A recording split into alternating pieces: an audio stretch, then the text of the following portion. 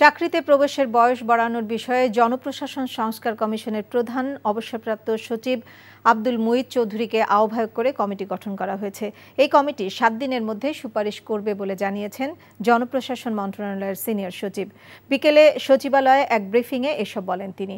আর DC নিয়োগ নিয়ে সচিবালয়ে বিশৃঙ্খলার ঘটনায় 17 জন উপসচিবের বিরুদ্ধে বিভাগীয় ব্যবস্থা নিতে তদন্ত কমিটি সুপারিশ করেছে বলেও জানান তিনি। রিপোর্ট করছেন রকুনউদ্দিন। অন্তর্বর্তী সরকার দায়িত্ব নেবার পর থেকে চাকুরিতে প্রবেশের বয়সসীমা 35 করার দাবিতে জোরালোভাবে মাঠে নামেন শিক্ষার্থীরা। রাজধানীর শাহবাগে কয়েক দফা সড়ক অবরোধের পর সোমবার তারা অবস্থান নেন প্রধান উপদেষ্টার বাসভবনের সামনে।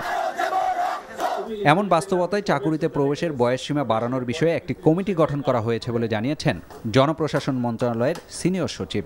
এই কমিটির আহ্বায়ক হলো জনাব আব্দুল মুঈদ চৌধুরী। এই কমিটির member secretary x officio senior secretary, ministry of public administration. এবং এই কমিটির আহ্বায়ককে ক্ষমতা দেওয়া হয়েছে এবং এখতিয়ার দেওয়া হয়েছে যে কজন সদস্য দরকার উনি নেবেন। কর্মপরিধি ভেরি সিম্পল এবং উইদিন 7 ওয়ার্কিং ডেজ এই কমিটি সরকারকে পরামর্শ দেবে। এছাড়া ডিসি নিয়োগ নিয়ে 10 সেপ্টেম্বর সচিবালয়ে বিশৃঙ্খলা সৃষ্টির ঘটনায় 17 জন উপসচিবের বিরুদ্ধে বিভাগীয় ব্যবস্থা নেওয়া হচ্ছে বলেও জানান তিনি। 8 জনকে বলা হয়েছে যে তদন্ত সাপেক্ষে কিছু প্রসিডিউর আছে, গুরুদণ্ড দেওয়া যেতে পারে।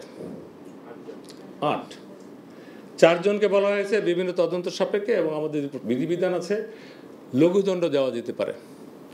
আর 5 জনের ব্যাপারে বলা হয়েছে তিরস্কার।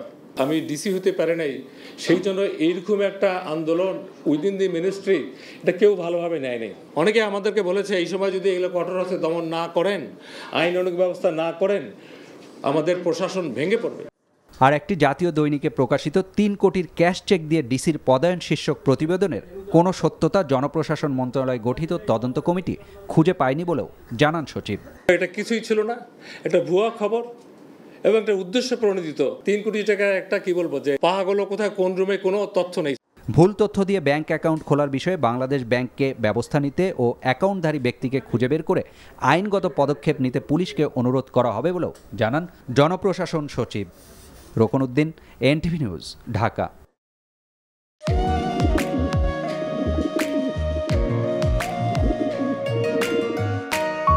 আমি রাশেদ।